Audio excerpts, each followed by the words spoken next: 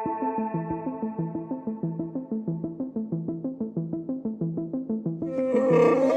my God.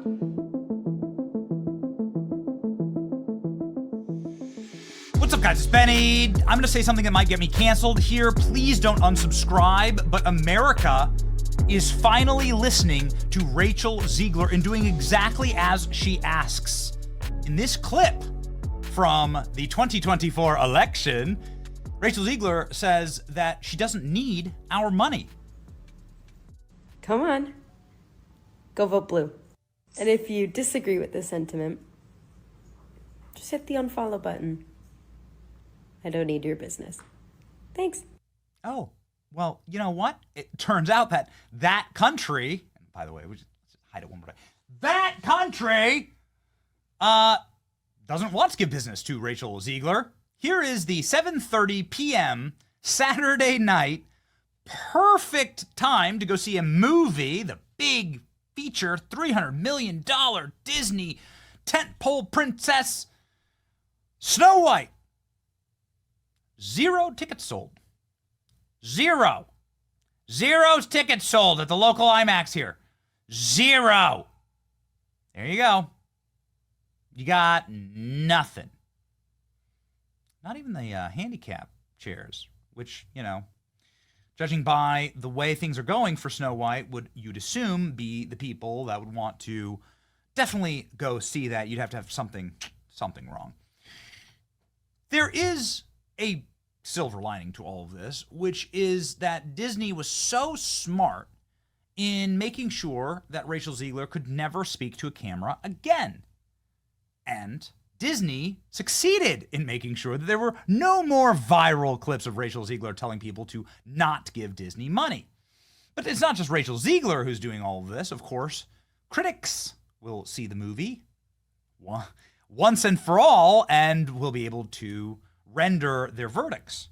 Now, Nerdrotic notes here that there is an embargo, which the studio, of course, has a right to do. For the privilege of going in and seeing the movie early, the critics get an embargo or being sent a copy of the movie. That's how they do it sometimes. Then you watch the movie, it's watermarked, and then you can write your critique. That embargo was a day before the movie comes out. Comes out tomorrow. Midnight tomorrow. And so the embargo ends today for reviews. Now, again, let me just, before we get to the actual reviews here, let me establish, you don't normally do this. If you have a winning movie, a good movie, if you're making Top Gun, right, or whatever, Top Gun Maverick, then you end the embargo on the reviews like a month ahead of time, so that the critics can like hype it up. Wow, this has 90% on Rotten Tomatoes. Wow, it's like the newest blockbuster. It's going to be so good. It's critic bait, right? Sometimes the critics and the audience match up. Sometimes they don't. Ladies and gentlemen, we didn't think it'd be this bad. Hot damn. Look at this. Well, is this where you thought it'd end up? 45% on the tomato meter. 45% with the hand-selected, hand-chosen critics who are probably getting big swag bags and free tickets to Disneyland, right? Probably getting their little mouse ears from Disney, free popcorn. Disney doing everything they can to grease the wheels for these people. And this is what their hand-selected critics render. How bad is this thing? My goodness. Here we go. This is the live Disney Snow White Rotten Tomatoes critics reviews. Shall we read some of them? Let's just go ahead and down to some of the people that are adding to the negative 40 percentile for the movie. With an uneven combination of forgettable music, bland choreography, and a few genuine laughs, Snow White fails to maintain its footing. This is a film that tries very hard to not take risks or even acknowledge that risks exist. The result is a hodgepodge of awful CGI, contrived new songs, and a story full of plot and lacking in substance. This reimagining of a story everyone knows lacks imagination. essentially translating to a solid text with the least possible creativity and depth. Most distracting flaws are rooted in the problematic recreation of animated material. The permanent magic hour lighting is hard to look at. Worst of all, the decisions to cartoonize the dwarves along with human actors is hugely problematic. These are the top critics here.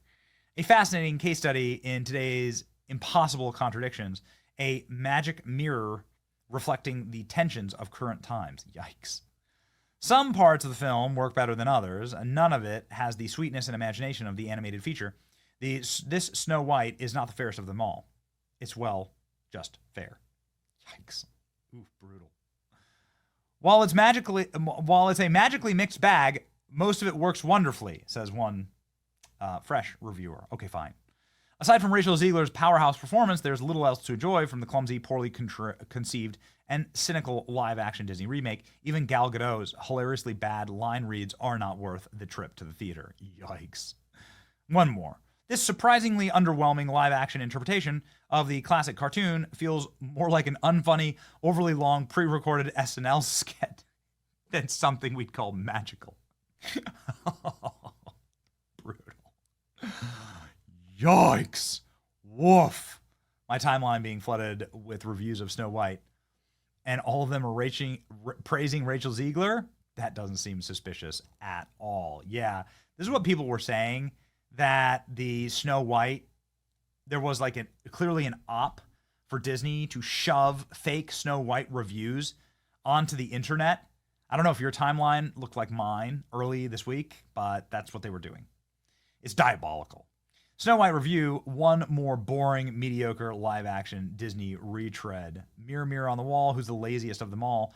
That'd be Disney for creatively starved studio that has seemingly lost all ability or inclination to make new hits and would rather rifle through its back catalog instead. This time, the House of Mouse has gone back to its full-length feature from 1937, Snow White. The result? Hi-ho-hum. The timeless classic, groundbreaking achievement for animation, has been turned into another pointless and awkward live-action automaton that vanishes from your mind the second it's over. Freaking brutal here.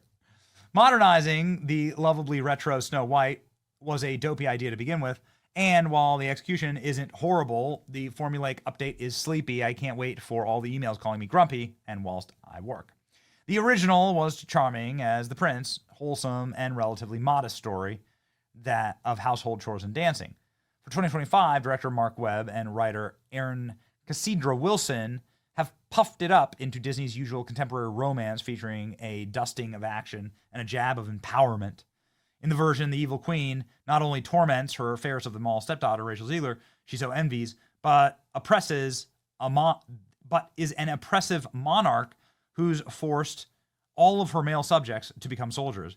The formerly lovely village was Technicolor when Snow White's parents were alive, but since the mean queen rolled in, it's grayscale, it's Pleasantville. Snow White can't just ride off into the sunset with her man anymore. She needs to wake up and save the kingdom from the vain witch. Ziegler adds a hint of edge to the sweet Snow, has a nice pop of a voice that's different from what we heard in A West Side Story. I certainly prefer her as a Disney princess to a Shakespearean actor. And ideally cast Gadot is more fun than you'd expect, and the beautiful narcissist, apple-clutching old lady, she finds more personality in those parts than she ever did in Wonder Woman. Prince Charming is a small role in the cartoon, gets the hook. Instead, Snow White's love interest is a pauper, of course. A Robin Hood-style thief who heads up a group of oppressed. What a disaster. Unlike the 1937, when the duo didn't speak to each other, Snow White and Jonah flirt in the woods and have a duet. No crown, of course, means that some day my prince will come. The pretty melody is missed. But don't worry, the movie is not so 2025 that Snow White, relieved of her true love's handshake. The worst thing about Snow White, unbelievably, are the dwarves. The dwarves, in an out-of-their-mind choice, Disney has animated the septet of miners in a creepy lawn gnomes, ostensibly people. The guys look more fake than the smiling squirrels and birds in the forest. The filmmaker obviously had no clue how to handle Snow's cottage pals, so they took the most off-putting path possible. Their jokes are never funny. Okay. My wish is that the compositions had been in a totally new movie rather than a retread.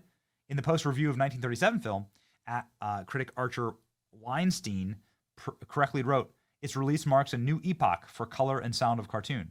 In 2025, I'd say its release marks another unnecessary live-action remake that's not good as the original. Brutal! Just brutal. Everybody's saying the same thing. It's over. It's over. Debuting at 43%, it means it's over. Rachel Ziegler CGI dwarfs are horrifying and the rest of the movie is awful. Snow White reviews summed up. Yeah. Ladies and gentlemen, we move on to the moment that we've all been waiting for.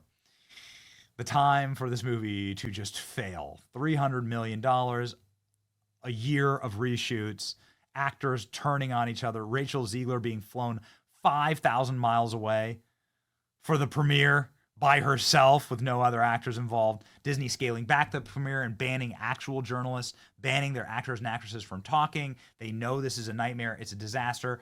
And it's just the turd that won't flush. And finally, ladies and gentlemen, it's all going down. Oh, and it's going to be glorious. I'm not going to go see it, but I'm going to enjoy the reactions online. Can't wait to see this one fail. Rachel Ziegler got her wish. Nobody saw her movie. We unsubscribed, and she doesn't need our business. Okay. It's your boy Benny. Like, share, and subscribe. See ya.